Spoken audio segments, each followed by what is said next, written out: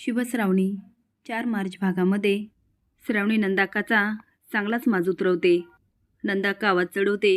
श्रावणी म्हणते आवाज चढवायचा नाही. विशंभर शिर्के माझे बाबाच नाही तर तू कशी आत्या असणार? आजपर्यंत तू आत्या म्हणून मी सगळं ऐकून घेतलं, पण यापुढे नाही.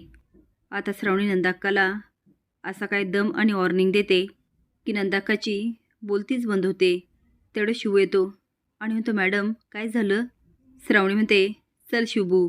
तो आता श्रावणीला पोलीस स्टेशनला घेऊन जातो, पण समजत पण असतो मॅडम पोलीस तुम्हाला भेटू देणार नाही. आणि तुम्हाला साहेबांना का भेटायचे?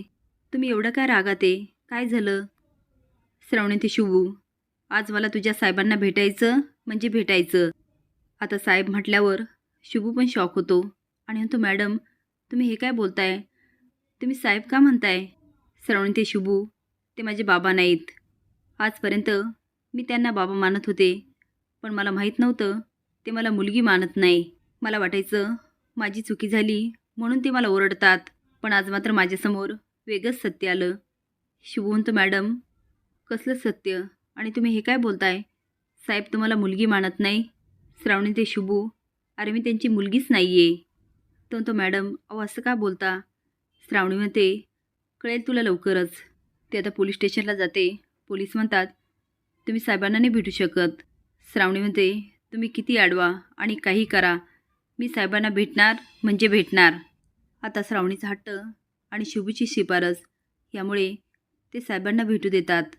ते आत गेल्यानंतर विशंभर म्हणतो तू का आलीस इथं? तुला सांगितलं होतं ना तुझं तोंडसुद्धा दाखवू नकोस, तू इथे कशाला आली? श्रावणी म्हणते मला बोलायचं आहे तुमच्याशी. तो काय बोलायचं राहिलं आहे?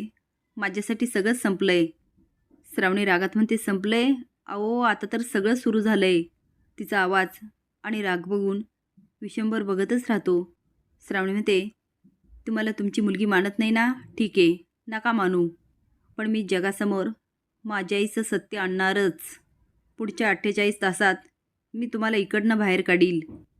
आता माझ्या प्रश्नांची उत्तर द्यायला तयार राहा. विश्वंभर राजे शिर्के साहेब.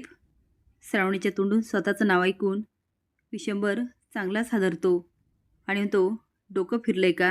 श्रावणी म्हणते आत्तापर्यंत फिरलं होतं, पण आता जागेवर आलं आहे.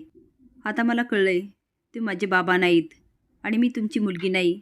खरं तर आत्तापर्यंत मी तुम्हाला बाबा मानत होते, पण तुम्ही मला कधीच मुलगी मानलं नाही आणि त्याचं कारण आज मला कळालं. 48 तासानंतर तुम्ही बाहेर याल आणि माझ्या प्रश्नांची उत्तरं द्याल की शिरीष गाडेकर कोण होता, त्याचा माझ्या आईशी काय संबंध. आतापर्यंत तुमच्या मागे खूप कारस्थानं झाली, पण तुम्हाला ती कधीच कळली नाही. पण आता ती कारस्थानं मी तुमच्यासमोर आणणार आणि माझ्या आईला नक्कीच न्याय मिळवून देणार. मला खात्री आहे माझी आई पाण्याप्रमाणे पवित्र होती, पण तुमच्या मनामध्ये कुणी संशय निर्माण केला हे मला चांगलंच माहिती आहे. तिच्याविरुद्ध कट कारस्थानं केले आणि तिला घराबाहेर काढली आणि स्वतः मात्र इथे राज्य करतायत. आता श्रावणीला एका एका सत्याचा उलगडा होत असतो आणि तिला कळून चुकतं ह्या सगळ्यामागे नंदा आत्या आहे आणि तिचा घाणेरडा चेहरा विशंभर समोर आणावंच लागणार. खरंच तुम्हाला काय वाटतं ह्या जगामध्ये अशा बायका असतात का?